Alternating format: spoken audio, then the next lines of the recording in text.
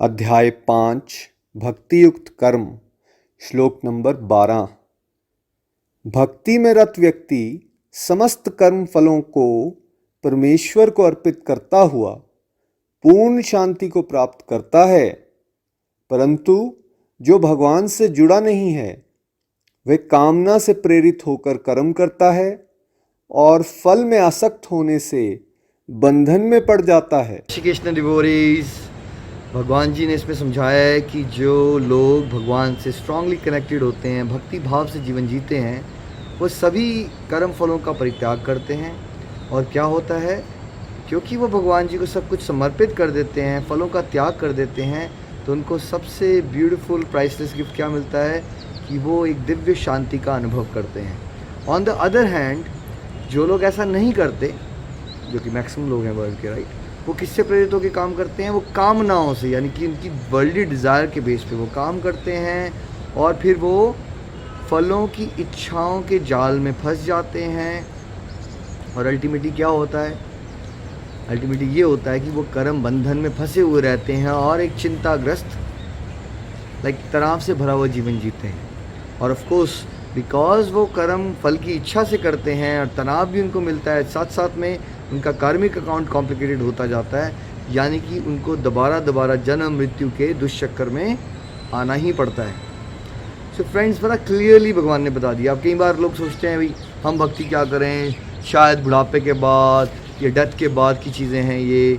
But देखिए, आज शांति हम सबको आज चाहिए, राइट, बट दुर्भाग्यवश हम सोच रहे हैं कि शांति नेटफ्लिक्स से मूवीज़ देखने में आएगी या शायद बहुत सारा पैसा इकट्ठे करने के बाद आ जाएगी।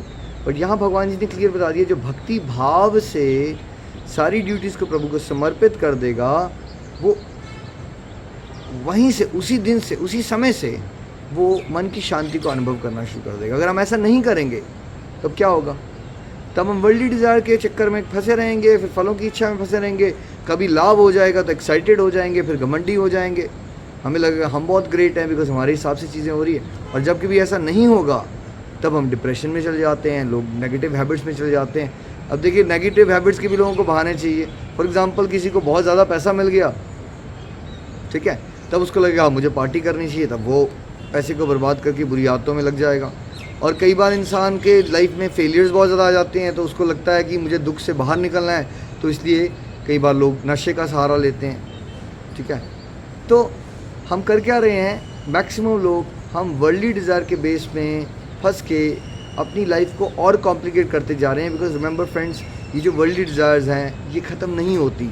जैसे आग में घी डालने से क्या आग बुझ जाती है? नहीं, आग और भड़क जाती है। वैसे ही वर्ल्डली डिज़ायर 10 हैं, आपने 10 पूरी कर ली वो 100 हो जाएंगी, आपने 100 पूरी कर ली वो 10,000 हो जाएंगी।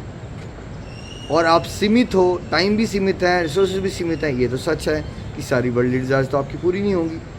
और हर बार जब डिज़ायर पूरी करोगे तो क्षणिक थोड़ी देर का सुख मिलेगा, बाद में परेशानियां आएंगी और ज़्यादा निराशा होगी कि वो जो चीज़ें मैं चाहता हूँ वो क्यों नहीं मिल पा रही हैं। और ऐसा सोचते सोचते ही हम